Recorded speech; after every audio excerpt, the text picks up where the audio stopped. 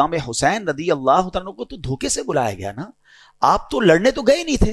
لڑنے کے لیے کون بچوں کو اور فیملی کو لے کے جاتا ہے؟ آپ کو تو باقاعدہ معزز مہمان کے طور پر بلایا گیا تھا کہ حضور آپ آئیں اور آ کر ہمیں بچائیں. ہم یزید کی بیعت نہیں کرنا چاہتے, ہم آپ کی بیعت کرنا چاہتے ہیں. اور آپ پر چونکہ اتنے خطوط آ گئے, اتنی ریکویسٹ آ گئی, کچھ لوگ کہتے نہیں جانا چاہیے تھا. اگر امام حسین نہ جاتے تو وہ کوفے والے قیامت کے دن اللہ کی بارگاہ میں عرض کرتے کہ مولا ہم نے تو امام حسین کو بلایا تھا, وہ نہیں آئے, ہم نے مجبوراً یزید کی بیعت کر لی ان کی ہدایت کے لیے کیونکہ وہ بلا رہے تھے. آپ جاتے اور آپ نے بہت خوبصورت پلان ترتیب دیا.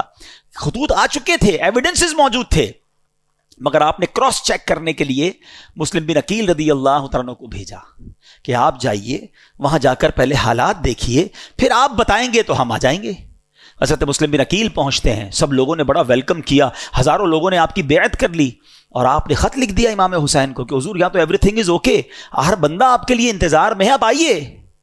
انفارچونیٹلی دیکھیں کہ خط ادھر پہنچتا ہے, امام حسین ادھر روانہ ہوتے ہیں اور ادھر کوفے والوں نے غداری کی اور وہاں حضرت مسلم بن عقیل سے دھوکہ کیا.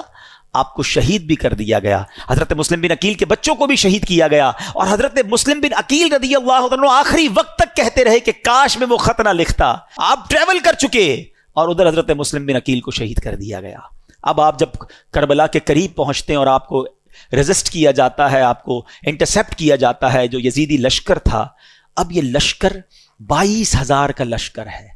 ایک بڑا ریلیونٹ کوسچن ہے کہ 72 لوگ ہیں جن میں بچے بھی ہیں, عورتیں بھی ہیں, ان سے لڑنے کے لیے یا ان کو گرفتار کرنے کے لیے اتنا بڑا لشکر کیوں بھیجا گیا؟ 1,000-2,000 آدمی بھیج دیے جاتے, کیونکہ یہ تو ویل ایکوپڈ بھی نہیں تھے, کیونکہ یہ جنگی ساز و سامان لے کر بھی نہیں گئے تھے, وہ سارے ایکوپڈ تھے, سارے جناب ساز و سامان کے ساتھ آئے تھے. تو جواب یہ ملتا ہے کہ وہ جانتے تھے کہ ان کی رگوں میں شیر خدا کا خون ہے, یہ اتنا آسانی سے ہاتھ نہیں آئیں گے. اگر یہ لڑنے پر آ گئے تو 2-4 ہزار تو مسئلہ ہی کوئی نہیں ان کے لیے ہے. تو اس لیے خوف کے عالم میں 22,000 کا لشکر بھیجا گیا. اور اب ایک بڑا عقیدے کی بات اشارتاً عرض کر دوں گا, جو عقل مند ہیں وہ انشاءاللہ بات کو پک کر لیں گے. کربلا کے میدان میں بھی نماز ہوتی تھی.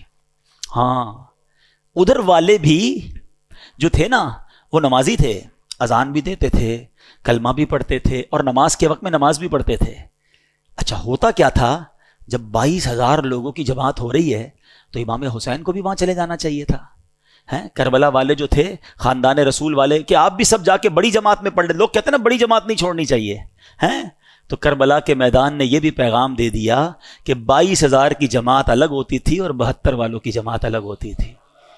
ہاں, یہ سمجھ جاؤ کہ امام اگر لاکھوں کا بھی امام ہونا اور دل میں عقیدہ درست نہیں تو امام بھی اس کے پیچھے نماز نہیں پڑھتے تھے. تو یہ عشق والوں کے لیے میسج ہے کہ بے شک جماعت تھوڑی ہو مگر امام عاشق رسول ہونا چاہیے.